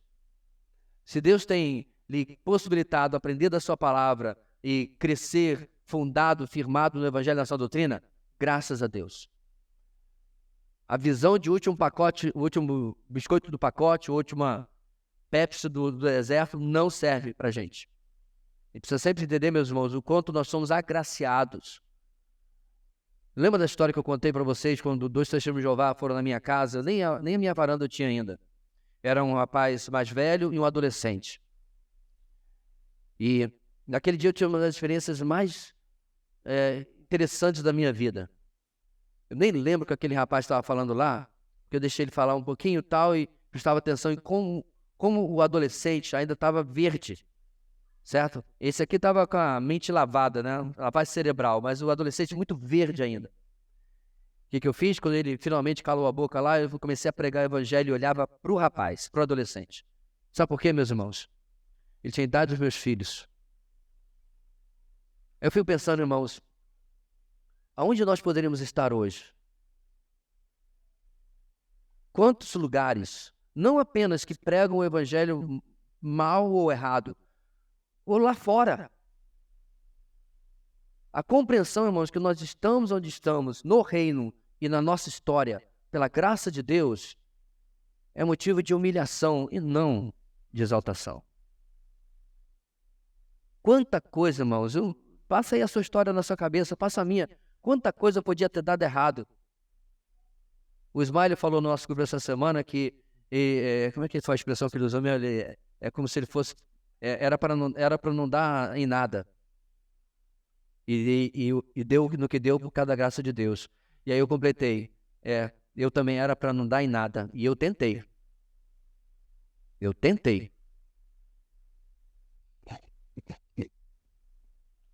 O Stênio tem uma música sobre isso, né? Como a gente vai, e aí ele vai conduzindo a nossa vida para que a gente seja aquilo que ele quer e não aquilo que a gente poderia ou acabaria sendo. Então, não tem nenhum motivo de achar igreja ou alguém melhor do que qualquer outro. Graça. Apenas graça. Deixa eu ver, irmão, se vale a pena a gente continuar, senão a gente vai. Acho que esse último slide dá para a gente cumprir. E aí, semana que vem ele não tem texto para nós lermos. Distinções comuns, só para reforçar aí. Igreja local e igreja universal. Preste bastante atenção, irmãos, porque eu vou discordar do meu querido amigo, autor desse livro. Vamos lá. A primeira designação diz respeito a uma comunidade de crentes que se reúne numa localidade específica, igreja local. A segunda designação se refere geralmente aos crentes em Cristo espalhados por todo o mundo. Porém, aí sou eu falando, entendemos quanto à Igreja Universal como compreendendo os cristãos de todas as eras, desde Atos 2 até o arrebatamento, e não apenas os vivos. A definição do nosso material, que vai até o porém ali, parece que ele está falando apenas dos vivos, porque ele está falando dos espalhados por todo mundo, certo? Eu não acho que ele quis dizer espalhados por todo mundo nos cemitérios também, né?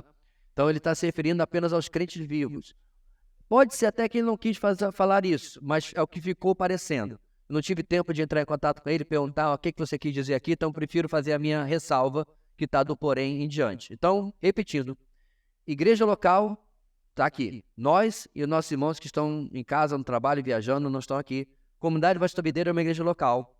Igreja Batista da Liberdade é uma igreja local, certo? Primeira Presbiteriana para cá é uma igreja local, certo? Não, aí não. Então, são igrejas locais, essas que a gente conhece. Igreja Universal, novamente não essa. São todos os crentes, como eu coloquei ali. De Atos 2, início da igreja, certo? A igreja não começa no Éden, como pensam os aliancistas. A igreja começa em Atos 2, a gente vai comprovar isso na semana que vem. Até o arrebatamento. O último crente se converte, o último cristão se converte, veio o arrebatamento, encerrou a igreja. Depois disso a gente vai ver lá a escatologia, os detalhes como a gente viu na nossa conferência, ok?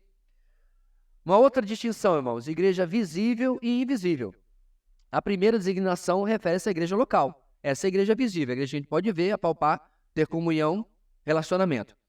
A segunda designação aponta para a igreja universal. Então, você não sabe, mas meu avô é da mesma igreja que você. Mas você nunca o conheceu. Ele já faleceu há vários anos e está na glória. Então, essa é a igreja invisível, que a gente não tem como ter comunhão com ela, porque ela está longe da nossa localidade, ok? E, finalmente, igreja militante e igreja triunfante. Eu sei que alguns têm alergia à palavra militante, mas, irmãos, militante é só alguém que trabalha por uma causa, certo? Se você trabalha pela causa do evangelho, você é um militante do evangelho. Então, não confunda militante com militonto, entendeu? Militonto é aquele pessoal lá. Então, militante é só um termo. Então, a igreja militante, é a igreja que ainda batalha neste mundo. Em outras palavras, nós. Nós, os irmãos lá em Katmandu, aqueles irmãos que a gente viu no vídeo lá de Quizquistão. Acertei o nome do país? Não, Cazaquistão é outro. É do lado do vídeo, era Quizquistão, né? Porque tem o Quizquistão, o Paquistão, não, o Cazaquistão, o aqui não estão, né? Todos esses aí. Então, aqueles irmãos lá que a gente não conhece, não fala a língua, são parte da nossa igreja militante. Estão batalhando pelo evangelho. E detalhe, num lugar muito mais difícil do que nós, né? 85% de muçulmanos. Não é brincadeira, não.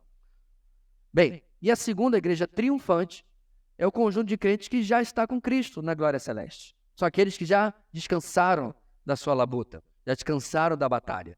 Somos nós, daqui a, sabe lá Deus quantos anos, né? Então, todo cristão um dia foi militante e todo cristão um dia será triunfante. Certo? Todo. Porque aquele que começou a boa obra, a terminará até o dia de Cristo, como a gente viu em lições anteriores. Ok, meus irmãos? Semana que vem a gente continua e a gente vai falar exatamente sobre quando a igreja surgiu, quando a igreja começa.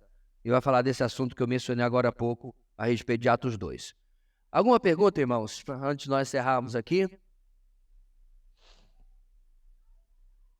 Alguma dúvida? Diga, Nicole, tem um mic aí? Eu não sei, ali. Dá a volta aí, por favor.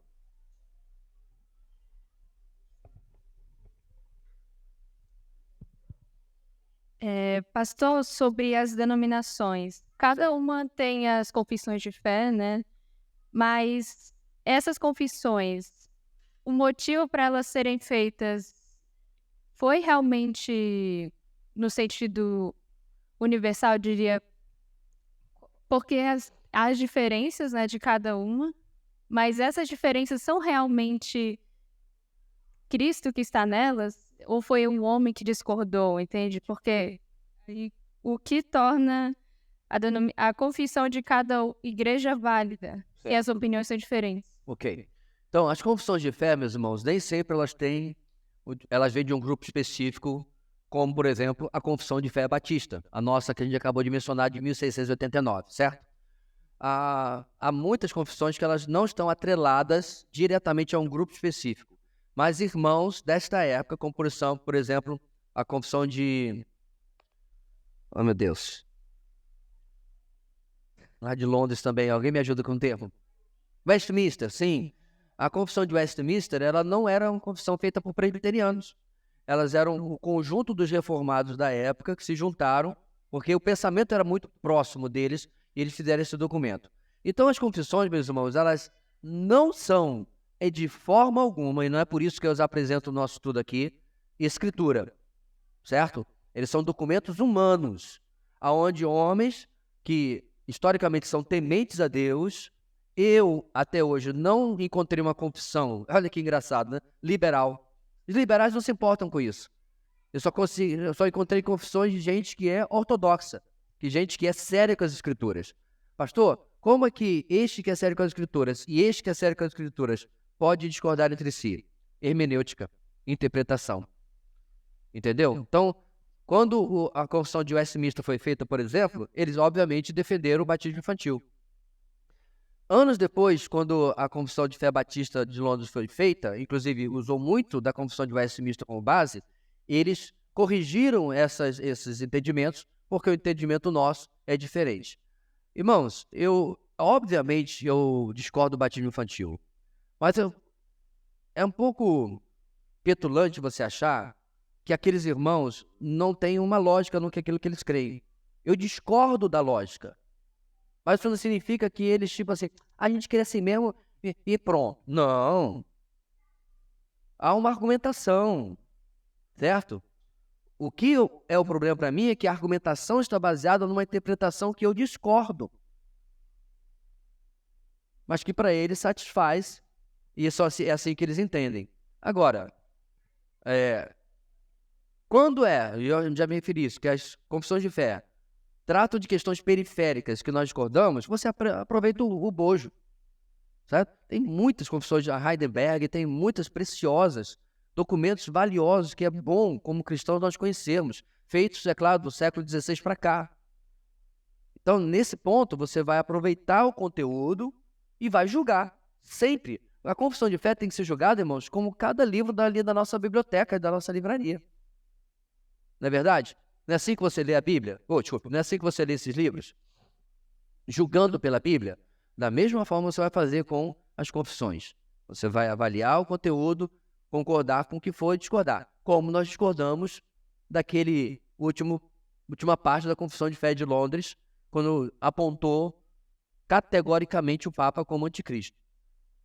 Eu estou dizendo que o Papa é pop, que é ótima pessoa? Não é nada disso. Estou apenas dizendo que é prematuro e sem fundamentação bíblica você afirmar categoricamente que ele é isso. Ok? Eu concordo com absolutamente tudo que está na Confissão de Fé de Londres? Não. Eu não concordo com tudo, meus irmãos, que está na Confissão de Londres, nem na New Hampshire e nem na Declaração da nossa Convenção. Por quê? Porque eu penso, eu não sou um autômato. Então tem alguns pontos que eu vou dizer, eu discordo de como isso aqui está sendo colocado. Porque a Escritura falam isso, ok? Mas na parte central, na essência da fé, essas confissões, declarações de fé, etc., combinam, concordam plenamente na divindade de Cristo, no meio de salvação, todas essas partes nós estamos de acordo. Ok? Mais uma questão. As confissões de fé, elas foram baseadas na Bíblia, né? Sim. Foi as pessoas que leram a Bíblia, mas a questão, ainda assim, as opiniões saíram diferentes. E é claro que tem as questões que todos concordam, né? A divindade de Cristo, como o senhor disse. Porém, qual é a autoridade das pessoas para interpretar a Bíblia? Vai um pouco mais para a eclesiologia, né? Mas em Atos eram os apóstolos, né? Eles que Jesus ordenou eles para escrever as escrituras e pastorear a igreja, né? Mas depois deles, como pode-se dizer quem é o que está interpretando corretamente as escrituras? Eu não conheço a história, por exemplo, da Confissão de Westminster, como essas pessoas foram indicadas. No caso da Confissão Batista de Londres, irmãos, eram os pastores de Londres. O nome já diz, né? Confissão Batista de Londres. Então, os pastores das igrejas batistas de Londres escolheram entre si os mais capacitados, mais teologicamente profundos, e eles se reuniram, e obviamente não foi por meia hora, durante dias e dias e dias, e criaram este documento, depois levaram para a Assembleia, lembram dos São Batistas, eles leram, né? Propuseram mudanças e tal. Então, esse foi o processo deste documento. A mesma coisa aconteceu com a atual confissão de fé. Foi a denominação, em uma assembleia, escolheu determinados irmãos, teólogos, e eles sentaram durante muitos meses e fizeram o documento. Foi para a assembleia, algumas considerações foram feitas. Hoje em dia, irmãos, com a internet, provavelmente o público seria mais consultado, tá? Isso tudo só mostra, irmãos, que esse não é um texto autoritário. Tá? A gente não segue a nossa doutrina baseado nem em Confissão de Londres, nem de New Hampshire, nem a Declaração da Convenção. Nós somos baseados nas Escrituras. Ponto. Naquilo que esses documentos divergirem das Escrituras, a gente fica com a palavra. Então, a autoridade deles, nesse caso, vinha da própria denominação. Aí a gente pode pesquisar, irmãos, cada confissão, como é que foi o processo? Como é que essas pessoas foram escolhidas? Mas, com certeza, eram escolhidas porque eram pessoas sérias com as Escrituras e de profundo conhecimento teológico. Não é um processo político, de maneira alguma. Como, por exemplo, provavelmente aconteceria no Vaticano. Lá é pura política. Eles escolhem por influência quem é o arcebispo do maior número de pessoas, e assim por diante. Então, por influência, as pessoas vão sendo indicadas e aí eles formam lá os colégios deles. Ok? Lá atrás, o irmão Alex.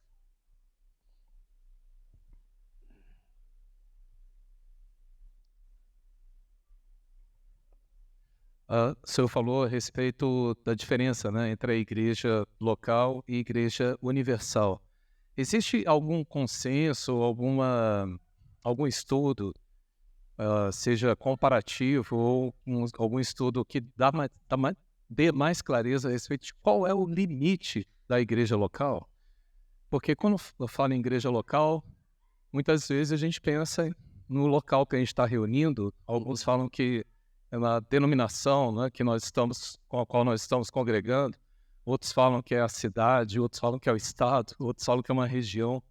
Tem algum estudo?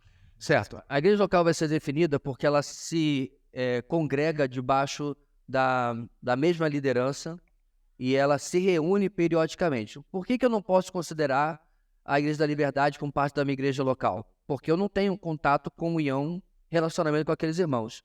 Então, há uma série de critérios que precisam acontecer para que uma igreja local se considere uma igreja local. E, no nosso caso, irmãos, a gente não está falando de CNPJ, porque a gente tem uma conta bancária em nome da nossa igreja, nada disso. Nós estamos falando de coisas orgânicas. Então, quando a gente pensa, eu vou me reunir com a minha igreja, alguém pensa em um irmão lá da Asa Branca? Ou da Jardim Floresta? Não. Esses irmãos estão reunidos com os irmãos de lá. São irmãos em Cristo queridos, com os quais, inclusive, nos associamos eventualmente para algum tipo de evento ou cooperação, mas quando a gente fala de igreja local, está aqui. Quando se fala, por exemplo, de disciplina, então se acontece uma disciplina aqui, eu não chamo os irmãos de lá para participar, porque isso é tratado em família, né? É tratado entre aqueles que têm relacionamento. É claro, meus irmãos, que de forma mais moderna, a gente organiza hall de membros, né? Por quê? Porque a gente está debaixo de leis do país. Leis que são aceitáveis. Código Civil.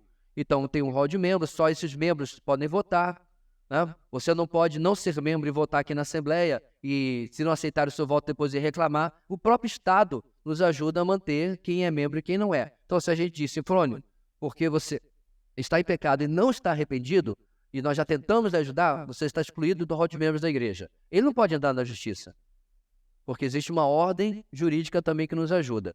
Mas, organicamente, nós nos reconhecemos porque nós temos comunhão uns com os outros. Isso eu quero até abrir um adendo. Vamos supor que, vamos de novo falar do Sinfrônio. O Sinfrônio está conosco aqui há 5 meses, certo? Se converteu, está aqui, ele não é batizado. Então, tecnicamente, ele não faz parte da igreja, tá? Mas ele está incluído na igreja local. Não estão entendendo o que eu quero dizer? Então, não é como se ele fosse um pária, né? De maneira nenhuma, um proscrito. Quando uma pessoa chega à nossa igreja, irmãos, eu particularmente tento trazê-la para perto o máximo que eu posso. Obviamente, que a pessoa esteja disposta. Não vou obrigá-la. Então, depois de algumas semanas ou meses, a gente faz coisas que tem a ver com modernidade, eu compreendo, a gente pode colocá-lo num grupo de WhatsApp, nosso grupo de vida. Não tem que ser uma coisa tão mecânica, tipo, não, você só pode participar do WhatsApp quando você se batizar. Ou quando você pedir a sua carta, né, para membro da igreja. Então, a gente entende que a igreja local tem uma flexibilidade, vamos chamar assim, de todos aqueles que estão aqui, participando, membros e cooperadores aqui nessa igreja local, ok? E que, eventualmente, depois, essas pessoas precisam assumir um compromisso com a igreja que estão participando através do batismo, através da membresia e assim por diante. É claro, meus irmãos, que isso mistura um pouco com a modernidade, como eu falei, né?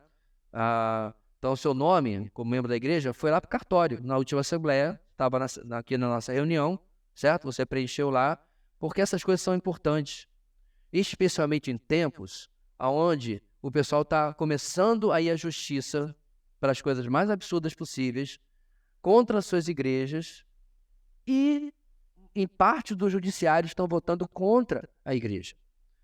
Lá nos Estados Unidos, um camarada saiu porque mostrou-se homossexual e queria que casado na igreja aqui.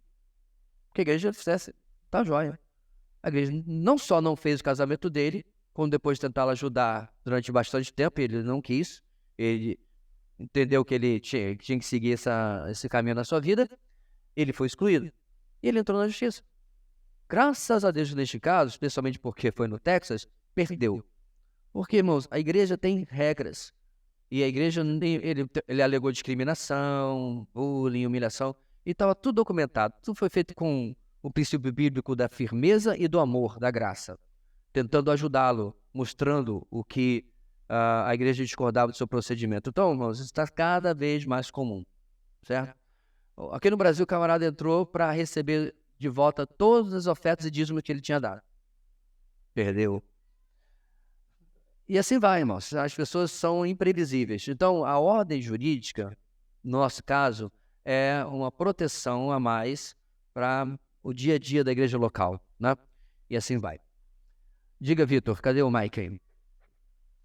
Eu queria que vocês almoçassem, são as perguntas que não querem. Pastor, os desigrejados, eles se baseiam em Atos 2, né? Reunião casa em casa. Sim. Nesse momento que o senhor falou que eles se reúnem em galpão, nesse momento eles não se tornam uma igreja local dessa reunião? Não. Igreja local, eles já se entendem como, tá? O que eles dizem é que eles se orgulham de não ter templo. Mas isso não seria um templo? Assim, É exatamente o que eu falei, santa hipocrisia, Batman. É a mesma coisa. Então, o ponto aqui, meus irmãos, é que para eles, né, como não tem aparência de templo, porque tem igreja que tem cara de templo, né? Sabe? Bem tradicional, com torrezinha e até sino. Tem igreja. Você sabe por que, irmãos, as nossas igrejas protestantes não têm cruz, historicamente? Dom Pedro II. Quando os protestantes chegaram aqui, ele não nos repeliu. Ele só botou uma regra. A igreja de vocês não vai poder ter cruz para diferenciar da igreja católica. Aí botou-se na cabeça que cruz era coisa de igreja católica. Foi por isso que eu botei lá, bem lá na frente. Na verdade, essa cruz ia lá para a fachada. Mas aí eu pensei, tentei ferro, ia acabar. Tentei madeira, o sol de Roraima ia acabar. Tudo que eu pensei não ia durar. Talvez vamos botar aqui do lado de dentro que vai ficar bem na filmagem. Cruz tem nada a ver em ser propriedade da igreja católica, mas historicamente no Brasil foi assim. E lá nos Estados Unidos, outros países na Europa, você vê igreja protestante com cruz para tudo quanto é lado. Não tem é um boneco preso ali, né? Claro. Mas cruz tem. Então, eles entendem que o prédio com cara de igreja é uma heresia. É um problema, é uma transgressão da Escritura, porque eles perguntam aonde na Bíblia diz para construir alguma coisa. Aí eles vão lá e constroem. Tem um outro grupo que fica aqui, perto de um campo de futebol, que eles têm uma casa onde se reúnem. Eu pergunto, qual é a diferença? Eles têm uma casa exclusiva para reunir a igreja. Sabe qual é o nome dessa casa para mim? Igreja. Pelo menos no sentido do dicionário, né? Então, esse é o ponto, né? Brigam por coisas desnecessárias. Eu costumo dizer, irmãos, que eles são Dom Quixote brigando com moinhos, achando que são dragões. Estão achando que estão pelejando com uma coisa muito relevante. Tá? Pastor, mas tem igreja que exagera. Concordo plenamente. Como eu falei do exemplo, né, da igreja que eu não podia mover o púlpito. Eu tinha uma igreja lá no Rio, meus irmãos, que o pobre do zelador tinha que trabalhar de calça jeans e camisa. Porque não podia entrar no templo para limpar. E detalhe, irmãos, na época que não tinha ar-condicionado em igreja, não. Era muito, muito, muito, muito, muito raro. Tá? Aí o pobre, Rio de Janeiro, 40 graus, trabalhando, pingando. Acho que ele estava sujando mais o prédio de suor do que limpando de verdade, porque não podia estar de uma bermuda, né? Ou uma camiseta mais leve, tinha que estar de camisa. Já pensou, pobre, coitado? Então essas distorções, irmãos, existem. E tem gente que se escandaliza porque tem os irmãos de bermuda aí na nossa EBD. Oh, cara, perdi o acompanhado do nosso canal agora.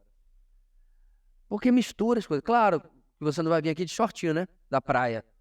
Mas o ponto, meus irmãos, é que usos e costumes é muito complicado.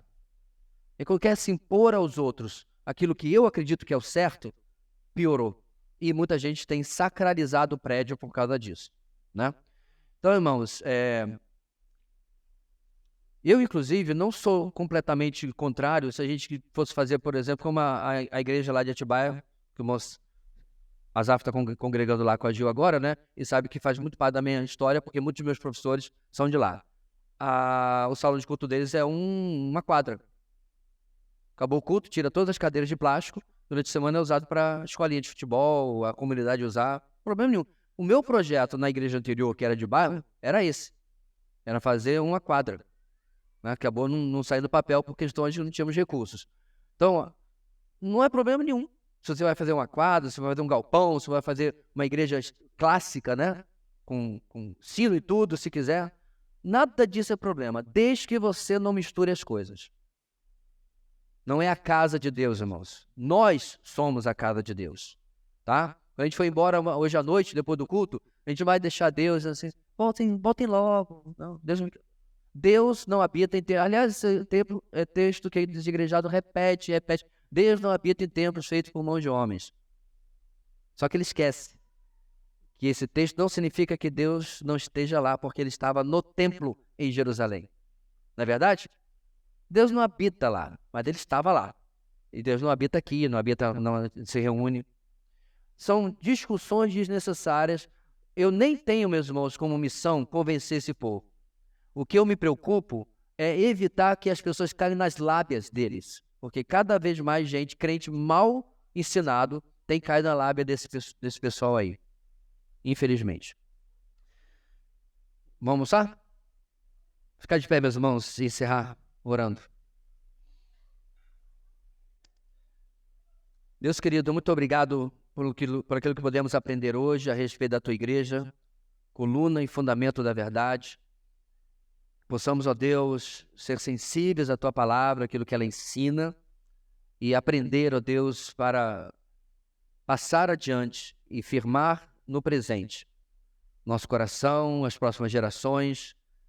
Ajuda-nos, ó Deus, dá-nos um dia de descanso, que à noite possamos voltar para louvar o teu nome, celebrar, ó Deus, o grande Salvador que temos e lembrar da sua morte e ressurreição.